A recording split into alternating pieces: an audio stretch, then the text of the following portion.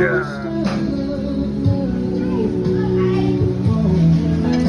quá.